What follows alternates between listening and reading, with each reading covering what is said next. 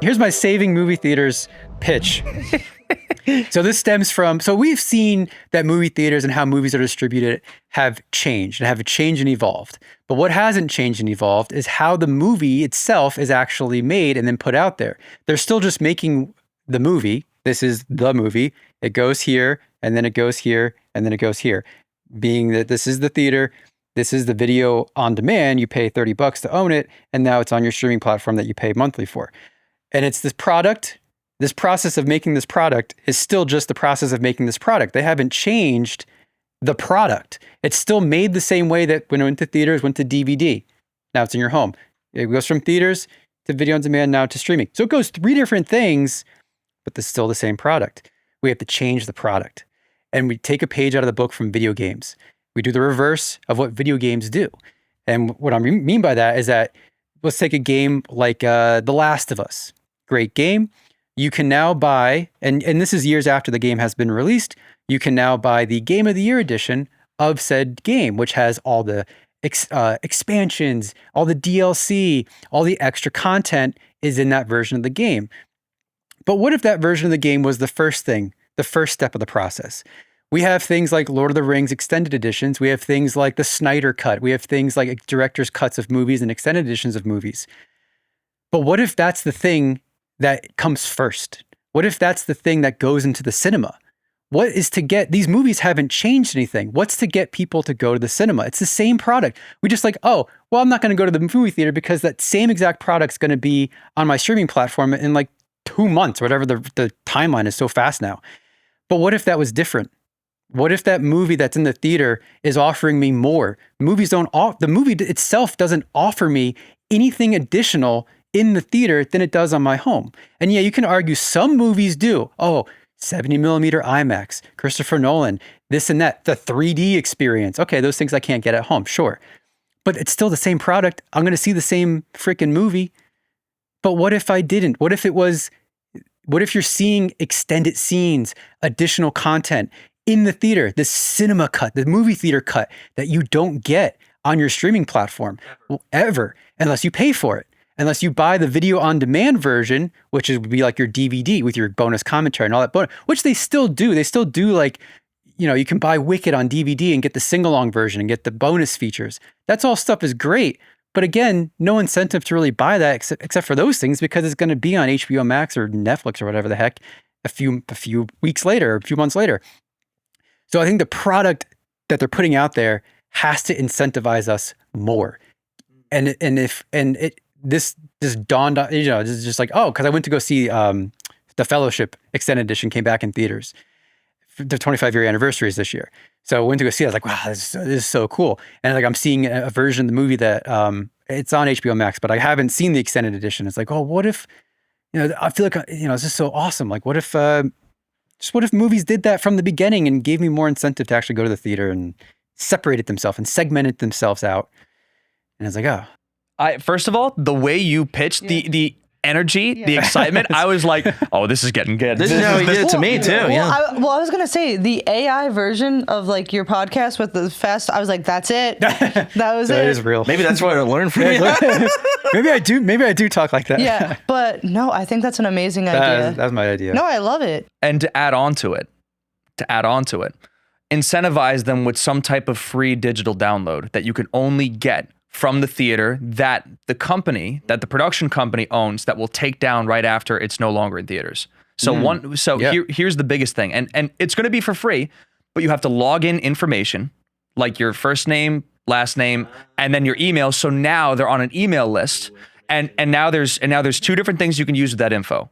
The first thing is you always have them on a chain for the next few movies. People who are fans of this type of movie could always be reached out to. I don't think filmmakers really utilize the fact that an email chain is so powerful. And especially from our standpoint, from both a production company and a film school, our email chain is like everything. That's like one of our main sources of income.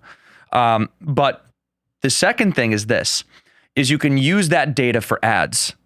You could use that data for ads. So now, to bring people back into theaters, well, there's this one guy, I forgot what his name was, but he basically talked about how your film should be your retirement plan, which is an insane concept to think about. But it's like, you know, we always wait for someone to give us that chance, and that's it. So let's just say this. We now have a great film that's supposed to be, we have a business plan behind it. So how do we get them into theaters now? We start with local theaters, right? So for an example, let's just say you guys want to do a four-walling event, right? You guys go to a local theater like the Cranford Theater or whatever, but you have it in your budget to run a Meta ad or a Facebook ad or whatever to get people to come to that theater. You see where I'm getting at now? So it's not just reliant on your chain, but you now have people coming in that you're running an ad automatically, which those work out really, really well, especially if you have a good trailer, which seeing what you guys could already do, I know people would get hyped the fuck up to go to a movie theater for sure. So now to end it off, outside of just getting people to come in, how do you as an independent filmmaker, because yeah, I mean, theatrical distribution, well, first of all, have you guys seen Iron Lung yet? I was going to bring that up, but we haven't seen it. I was going to bring it up. I was like, because it's like a cool little like YouTuber who turned. I saw it last night. See it. I saw it last night with 10 of my students, and it was a 2-hour movie. It was a little long, but at the same time, though, justifiably so. This guy killed it. Like it was a good film. It was a good film.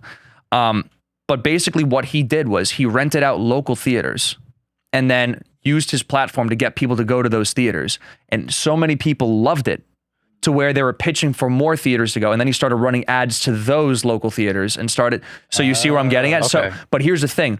Hollywood didn't like that.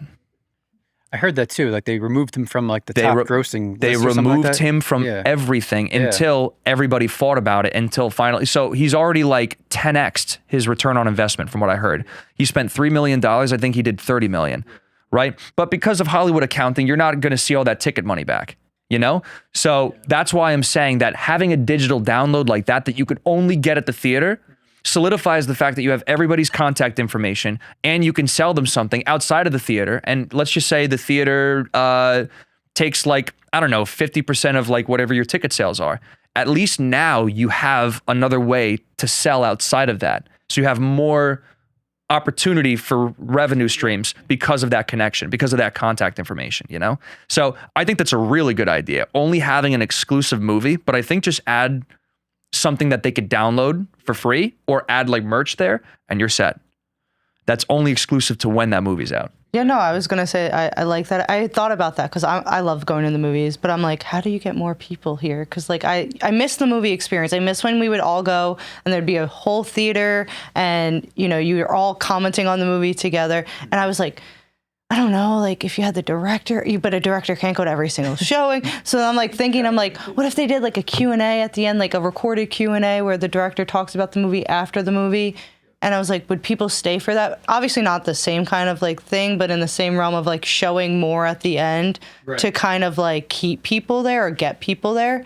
But no, I really like that. Cause like I would go if they were like, oh, this is only going to be in theaters. This like, especially if it's a director I love, like this is only going to be in theaters, these specific scenes. Yeah, or even like, just a property. Yeah. Like, or if you told me like that new Avengers coming out, that Doomsday or whatever is going to have exclusive scenes that are only going to be in theaters, like I would be there. Like I don't even care that much, but like that's cool to me. Well, that's what happened with this other guy. Everybody waited till the end of the movie because they thought that there was going to be an extended cut or like a little thing at the end of the film. So everybody in theaters stayed.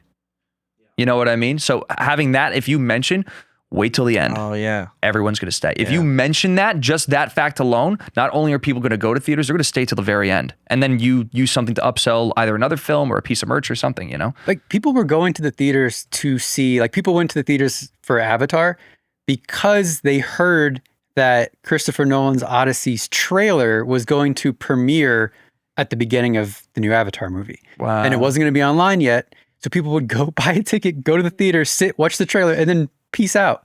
It's like, well, people go to the theater for that, just to see this exclusive piece of content that's not going to be online or not going to be online yet. And they'll go pay for a ticket just to go see this like 2.5-minute trailer. Like what? It gives people an excuse to go out too, just to talk about it later. It's for the plot. It's like exclusive, like exclusify more things. Just the whole product Make it Or exclusive. even make the duration between in theaters and streaming a lot longer. That's how it if used I to had, be. if I had to wait Yeah, we don't know a why. year and a half, Do we know why it's gotten It just, like? it's it's just, like instant. Because if it was like a year and a half, 2 years, then it's like, no, I want to see this movie. I'm going to which go is to what the people theaters. used to do on Yeah. TV because it would take like 8 months or whatever for the Yeah, DVD to now come it's, out. I feel like it's this next day. Like, I swear. The theater run is like so 60 short. days or something, or like 90 days, something like that. It's crazy. Yeah. There's no reason to go to the theater. Just wait. Yeah, 'Cause exactly. It's the same product. I'm going to see the same exact movie that you guys saw in theaters. I'm just going to see it in my house. Well, you know why they do that, right?